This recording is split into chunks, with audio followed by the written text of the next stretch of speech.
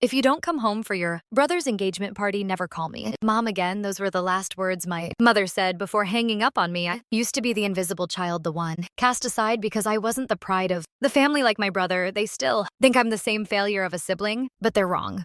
I'm coming back this time not to celebrate, but to see if they've changed after more than 10 years of my absence. Follow my story and feel free to share your thoughts or advice. If someone asked me about my family, I'd probably smile and say, we used to be a family, now we've all gone our separate ways. That's all.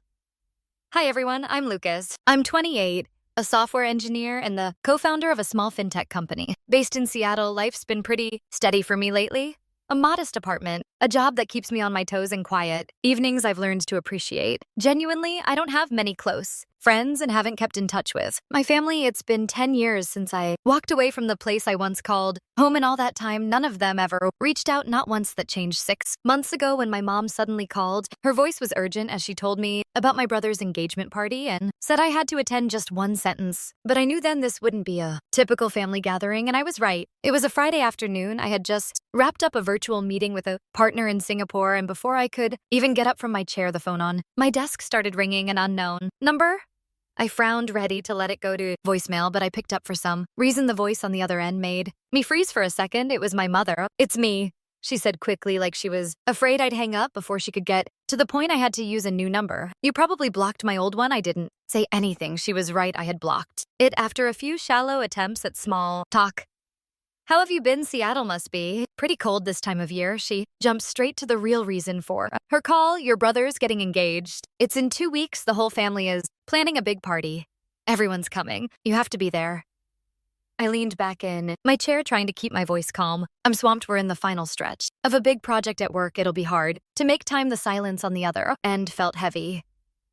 Then she spoke again, her tone sharper this time. "Cold final. If you don't come home for your brother's engagement party, never call me mom again." And just like that, she hung up, leaving me no chance to say another word. I gripped my phone tightly. After 10 years of silence, she chose to tell me that I demand a warning. At that moment, I knew this wasn't just an invitation. It was an ultimatum: come home or be erased from whatever family I used to belong to. Right after that call from my mom, I hung up, stood up, and walked out of the office. The Seattle sky that afternoon was overcast, gray, and heavy, just like my mood, weighed down and full of doubt. I drove back to the only place I indeed call home, not the house I grew up in, but the one I built with my 2 hands. I bought this place 4 years ago with the first money I ever earned from coding. No help, no encouragement. No one is backing me, just me. I stepped into the kitchen, turned on the kettle, and made a strong cup of black coffee. I needed to be clear-headed.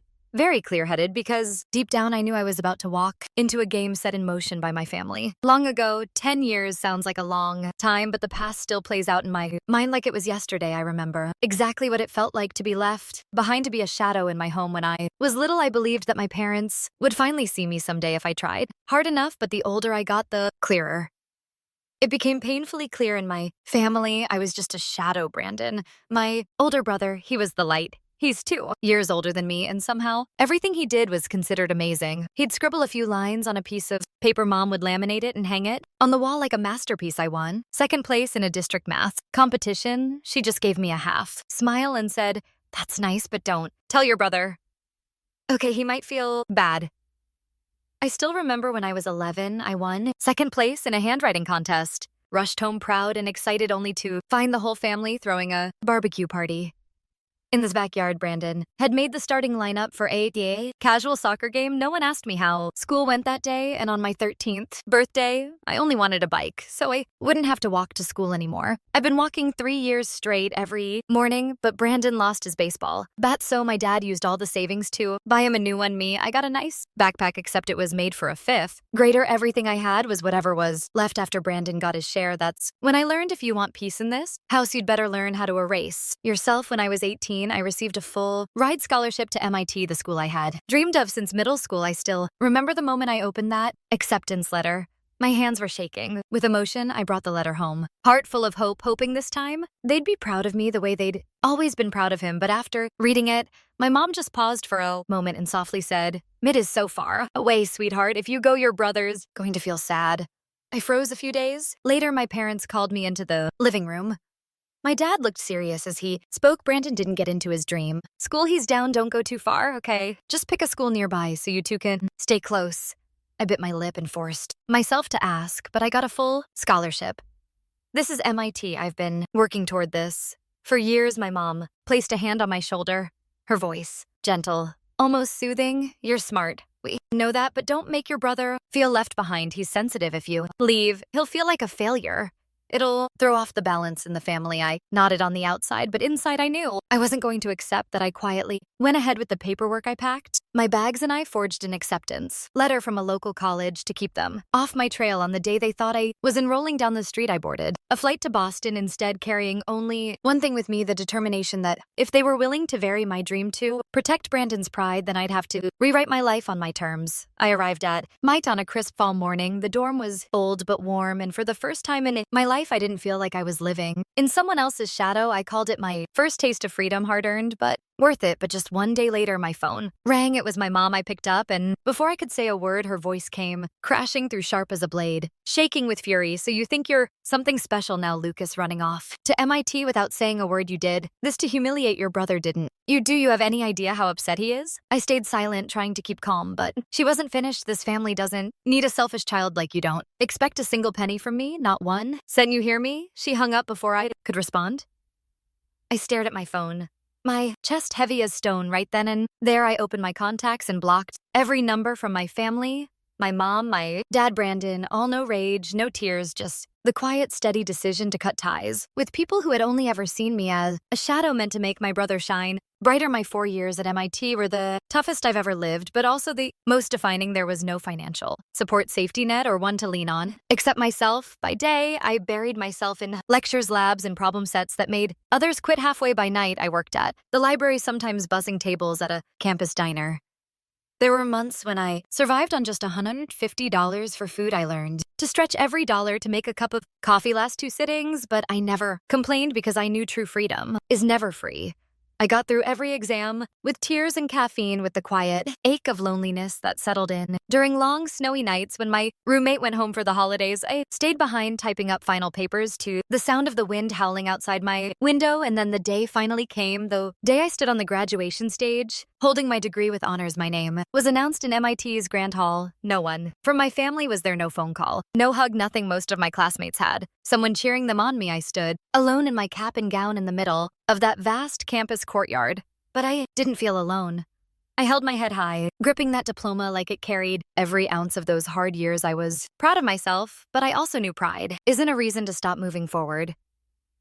Didn't come this far to prove I could make it to my family. I did it to prove that I deserve a life that's mine, one I can choose. And now, 10 years since I walked out of that house, everything has changed, at least for me. Today, I'm the CEO and co-founder of a tech company specializing in AI for the finance sector, valued at over $50 million. My annual income is in the 7 figures. Life is stable and quiet. I live in a warm, comfortable home in Seattle, not extravagant, but every inch of it built by my own hands. I've kept the same phone number, not out of nostalgia, but because it serves as a soft boundary, a faded wall that holds just enough distance between me and my family. I've never shared all the success on my pages, award certifications, and features in finance publications, because deep down I know no matter what I achieve in their eyes, Brandon will always be the only one worth being proud of. But this time, after that call from my mother, I've decided to return, not to change them, not to reclaim a love that's long dried up. I'm going back to play the role of the invisible brother one last time, and when the moment is right, I'll let them see for themselves. They spent 10 years turning their backs on a son they never truly knew. 2 weeks later, I landed at JFK. After just an hour-long flight, New York greeted me with a gray sky and the sharp chill of early fall. I wheeled my suitcase out and caught a taxi to the old house I left 10 years ago without looking back. When the car pulled up to the gate, no one came out to greet me. No text, no call asking, "Are you here yet?" The house looked the same, but it no longer felt like home. I walked up the steps and rang the doorbell. My mother opened the door. Her eyes paused for a split second when she saw me, then quickly settled into a calm, unreadable expression. No welcome home, no hug.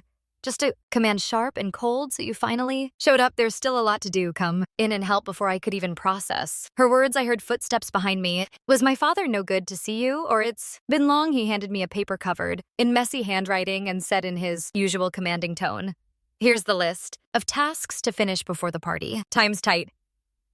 I took the paper and nodded no complaint. I was ready for this. Just then, Brandon walked down the stairs, pressed shirt hair slicked with gel, eyes scanning past me like I was a stranger, his voice calm but biting. Let's hope you don't screw things up this time. I gave a faint smile and replied with a simple nod. That afternoon, a few relatives arrived to help with the decorations. Some gave me polite nods. Some looked at me and asked casually, "Hey, Lucas, right? You look different."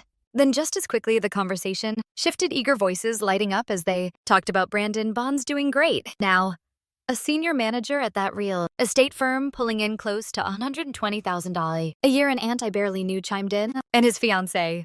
Brilliant, independent, investor sharp as a tack. Lucas, you should try to learn something from your brother. I just smiled. No one asked me what I'd been doing, and honestly, no one wanted to know. I picked up a bouquet for the decorations and quietly walked back. Inside, the whole family gathered for a cozy dinner before the engagement party. That evening, the table was beautifully set, the soft yellow lighting casting a warm glow across the room, making it look more inviting than it felt. Eliza, Brandon's fiancée, arrived right on time. She wore a modest yet elegant dress, striking that perfect balance between class and confidence. She was beautiful, self-assured, with a half smile that drifted from person to person like a practice dance.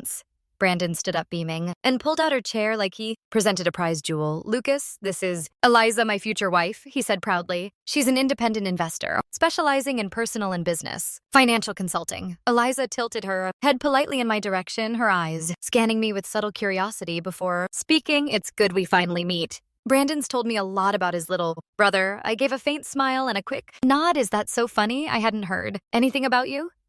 The air tightened for a second, but only a second before the dinner resumed as if nothing happened. Halfway through the meal, Eliza started talking about her work, her voice light and breezy. "The market's been unpredictable lately," she said casually, "but there's still solid profit with the right approach to cash flow. I'm managing a private fund invitation only for those with long-term vision." She went on and on about profit optimization strategies, internal networks, and exclusive capital sourcing. The longer she talked, the more familiar it all sounded. Too familiar. The language she used wasn't that of a seasoned investor. It was the kind of language used to sound smart, decorative. Jargon meant to gloss over the lack of real substance. I glanced at Brandon, sat there wide-eyed, hanging on to every word like he was listening to a financial genius, unveiling the universe's secrets. The moment Eliza walked in and began introducing herself, something felt, not the name, no, that didn't register, but her face, that smile, the way she spoke, graceful, polished, but carefully measured. Every word felt rehearsed, like she'd practiced it in front of a mirror. She spoke like she had the market wrapped around her little finger, like millions could be raised with a single phone call.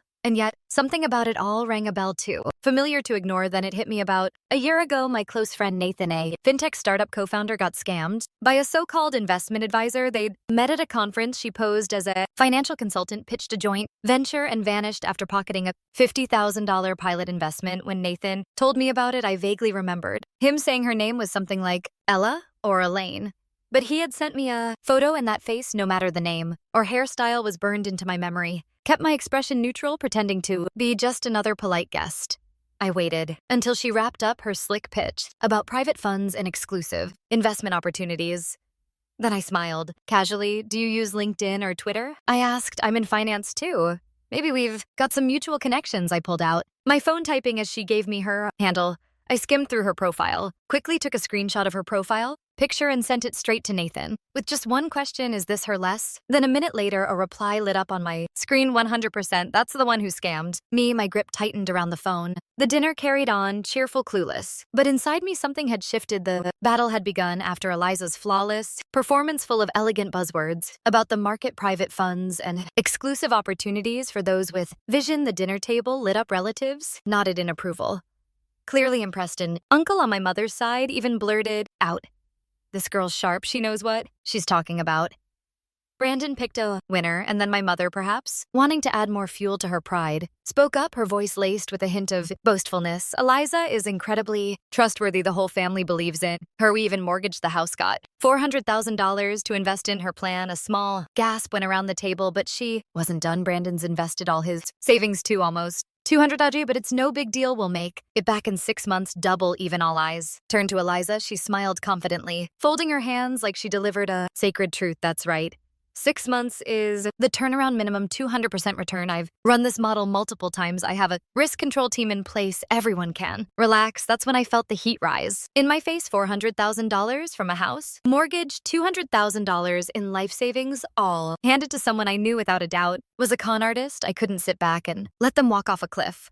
I slowly said, my glass down, locked eyes with her, and said her name, the name she once used to. Scam my friend Elaine Carter, the table. Froze. Eliza turned to me, eyes slightly wide just for a moment, a flicker of panic. It flashed in her gaze before she could hide it. I repeated it louder, more explicit, unwavering. You used that name? And you disappeared with $50,000 from a fintech startup in Boston. Am I wrong? Silence fell like a curtain. The admiration in everyone's eyes vanished, replaced by confusion, suspicion. No one was eating now, and Eliza's hands, once so steady, slowly dropped to her lap. Eliza froze for a beat when I said her old name, but just one breath later, she composed herself and offered a soft smile. Lucas, I think you've got the wrong person. I've never used that name. You're probably confusing me with someone who looks like me.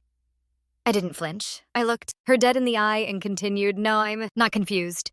I pronounced each word slowly and clearly. I also know you faked a marriage in Boston to steal assets. I can call the police now if you'd prefer. To handle this legally, the room went still. Eliza's face went pale, her smile vanishing like it had never been there.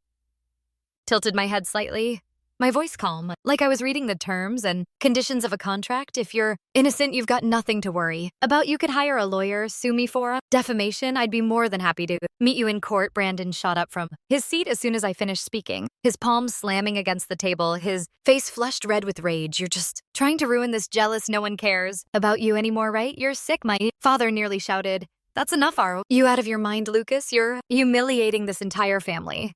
And my mother, now completely unhinged, stood up and pointed straight at me, her voice trembling with fury. I have no son. Like, you get out of this house right now and don't ever come back. I stood still for a few seconds, slowly swept my eyes around the room at the faces I once called family. All of them turned away. Nodded, no anger in my face, only something quieter. Then I said clearly, all right, but remember this. I warned you, if you get scammed, don't come running to me. I'm not responsible for other people's stupidity. And with that, I turned and began walking toward the door, but before I could reach it, a voice rang out from behind, sarcastic, sharp, bitter. He's just jealous. If you were doing so well, you wouldn't need to stand here trying to prove it. I stopped, turned. It was Uncle Tom, my dad's cousin, always the loudest when it came to judgment, never the smartest. I didn't say a word. Reached into my coat pocket, pulled out a matte black business card in Boston, silver, and gently placed it on the table right in front of him where everyone could see it. You can look it up yourselves, I said calmly. Company names. At the top, Google it, check the About Us section, founder and CEO, or better yet, search my name in Forbes 30 under 30. Last year, I didn't wait for their reactions. I didn't need applause. I didn't need validation. I opened the door and walked out, leaving behind a house that was no longer home. With the softest, most liberating smile that night, with no flights available, I booked a 4-star hotel room in the heart of Manhattan to stay the night.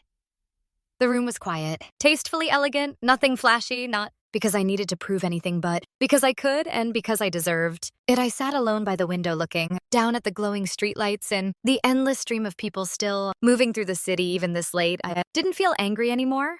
Just empty, a kind of quiet ache that didn't have a name. Even after everything they had kicked me out and humiliated me, I still felt a twinge of sadness. There was still a part of me buried deep that used to be a boy who just wanted a typical family, who once dreamed of sitting at a dinner table without feeling like an outsider. Lost in thought, I was pulled back by the sudden ringing of my phone. It was my mother. I didn't pick up then. Brandon. Yes, I let it ring, and then the messages started rolling, and the first was from my mother.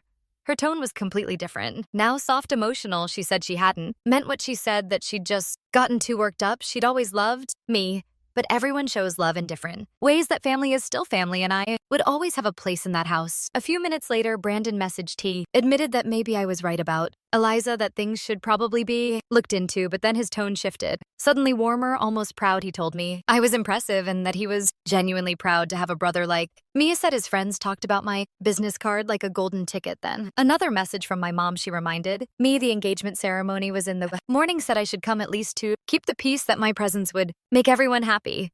I was successful now, so there's no need to hold on to grudges. I stared at the screen for a long time. Not a single message said we were wrong. Not one apology for the way they spoke. To me for the insults for throwing me out like I was nothing, just sweetened. Words carefully chosen now that they realized I was worth something. I turned off the screen and placed the phone face down on the table. Then I pulled the blanket over me and went to sleep light. Unburdened soft sunlight slipped through the sheer curtains the following day, but I didn't bother pulling them back. I woke later than usual, made myself a slow cup of coffee, and sat by the window on the 15th floor watching the city come alive. Below, not once did the thought of attending the engagement ceremony cross my mind, despite their messages pleading and attempts at reconciliation. I knew it wasn't about love. It was about value. They only reached out because my name now carried weight. I put on a crisp shirt, packed my bag unhurriedly, and checked the flight confirmation I'd booked the night before. Then, right at 10:00 a.m., the messages started pouring in again. But this time they weren't sweet anymore. No more pretending, no more pride, just panic. The first was from my mother, her tone frantic. "Lucas, Eliza, she's gone. So is the money? Your brother's having a breakdown. Your father's sick. Please come home, help me, help the family." I set the phone down, closed my eyes for a few seconds. It was strictly as I warned, exactly what I saw coming, but they didn't want to believe me. I picked up the phone again and typed a single message. "I've booked a flight. I leave for Boston at 2 p.m. No more, no comfort, no promises of return," because I knew what they needed now wasn't me. They needed a lifeline, but I'm not that lifeline anymore. I'm just the one who warned them, and now I walk away just like I did 10 years ago. A week later, life had settled back into its usual rhythm. I was in my office on the 18th floor of the Techor building, the headquarters of the company I co-founded. Every corner, every desk in that space carried the weight of sleepless nights, of years spent building something from absolutely nothing. The screen displayed a cascade of numbers in live market analysis models, data updating in real time. I was in an internal strategy meeting when the desk phone rang. It was the front desk downstairs. The receptionist's voice was soft but uncertain. "Mr. Lucas, there are 3 people in the lobby. They say they're your parents and your brother. They'd like to see you." I froze for a moment. I had expected this when Eliza vanished with the money, when the truth hit them, when they finally realized I wasn't trying to sabotage anyone but warn them. It was only a matter of time before they came looking. Could have said no. I could have asked the receptionist to send them away. But I knew better. They wouldn't stop. If not today, then tomorrow. If not here, then my apartment or somewhere else. I let out a quiet sigh, set my pen down on the desk, and replied, "Send them up. Conference room, 18th floor. Let them wait 5 minutes." I stood up, walked into the restroom, and looked at myself in the mirror, straightened my tie, smoothed the cuffs of my suit, not for them, but because I wanted them to clearly see who I had become, the man they once cast aside, now standing in a place they never imagined he could reach. When I walked into the private conference room, they were already there. My father sat at the head of the table wearing that familiar, stern expression, but his eyes, there was something different in them. My mother stood up first, managing a forced smile. Her hands trembled slightly as if she was about to step forward. Brandon stood by the window, hands in his pockets. He turned his head when I entered. I pulled out a chair and sat down, didn't say a word. I just nodded, gesturing for them to go ahead, and they did. My mother glanced around the room, her eyes flicking across the sleek interior, a hint of awe behind her curiosity. "Your office? It's impressive," she said. "I've never been in a company this elegant before." My father cleared his throat, nodded slowly while eyeing the integrated wall displays, and then turned to me. "I must admit you've done more than I ever expected. This isn't something just anyone can build." Brandon gave a half smirk, half laugh. "You're a CEO, huh? At first I thought all that stuff online was maybe exaggerated." I said nothing. I just sat there, fingers loosely intertwined on the table before me, calmly watching them as if listening to a status report. They kept going. My mother slowly sat down, her eyes softer, now more pleading than proud. No matter what I said back then, deep down, I always believed you'd make it. I'm proud of you, Lucas, truly." My father followed, his voice low, trying to sound sincere. "Maybe we were a little too rigid, but seeing you now, how far you've come, I am proud." I still didn't speak. No nods, no reassurances, just a faint smile, a smile with no joy, no forgiveness, just peace. Because for the first time in my life, I could sit there and listen without needing to prove anything. A few minutes passed after they'd finished unloading their carefully polished compliments. I leaned back in my chair, arms crossed, and calmly cut in, "All right, let's get to the point." All 3 of them froze. The air in the room shifted, like something fragile had finally cracked. The masks they had worn so carefully were starting to slip. My father was the first to speak, his voice lower now, stripped of its earlier pride. "The house, it's about to be repossessed by the bank. Everything we mortgaged to invest with Eliza, it's all gone." Brandon followed, no longer trying to sound upbeat. "My $200,000 wiped out. I've got nothing left. I need to start over." My mother placed her hand gently on the table, lifting her eyes to meet mine. Our family needs you. Lucas, you're the most successful one. You could buy back the house and make sure your father and I don't end up on the street and maybe help Brandon out just enough for him to get back on his feet. Raised an eyebrow. My tone steady and specifically, how do you want me to help? My father stared straight at me, not even blinking. Buy back the house. Support us with $2,000 a month. Consider it repayment for raising you. And as for Brandon, give him $300,000 to start fresh. Or if it makes more sense, give him a small share in your company the moment. Those words left his mouth. I laughed not. Politely, not with courtesy, I laughed. Loud, raw, unfiltered, the kind of laugh that had been buried deep in my chest. For years, maybe decades, the kind of laugh that came when irony burned too. Hot to stay silent, then I said nothing. Instead, I slowly pulled my phone from the pocket of my suit, eyes still locked. On theirs, I tapped a familiar name, and before the second ring, I spoke into the receiver. Bring him in. The door to the conference room opened almost immediately. A tall man in a black suit stepped in, carrying a leather folder. His face was blank. His eyes sharp. Mr. Harris, my legal counsel. He scanned the room, expression unreadable, then turned to me and gave a slight nod, waiting. I turned back to my family. Their faces had changed, confusion settling into something closer to dread. When the front desk told me you were here, I called my lawyer. I said, my voice flat, cold. I had a feeling this visit wasn't about apologies, and I was right. You didn't come here to make peace. You came for money. I placed both hands on the table, leaning forward slightly. My smile gone. My eyes are hard, and for the first time, they were the ones sitting in silence. They were the ones waiting to be judged. Mr. Harris stepped forward to stand. Beside me, his folder still closed. Because he didn't need to open it, his presence alone said everything. He glanced at the three sitting across from us and spoke with a voice calm and crisp. Precisely the kind of tone used by someone accustomed to shutting down people who come with the wrong intentions. First, let me state clearly. My client, Mr. Lucas Adams, holds no legal obligation toward the individuals present. He paused. There was a sharp silence.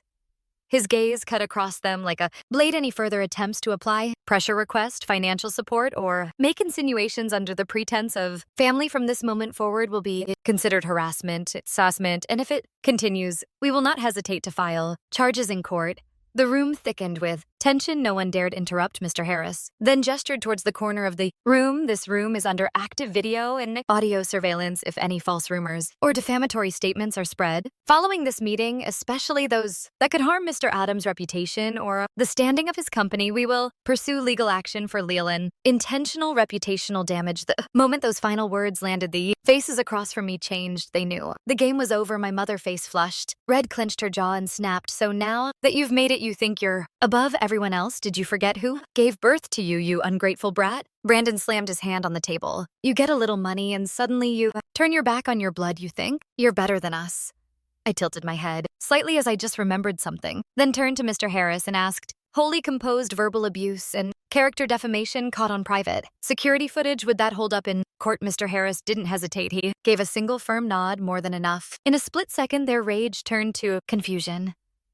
My father's face went pale. My mother fell silent, and for the first time, Brandon looked down, speechless. None of them apologized. None of them expressed regret, but they stood up quickly and exited the room in a rush, slipping past Mr. Harris like he was a wall they were afraid to brush against. The door closed behind them with a quiet click.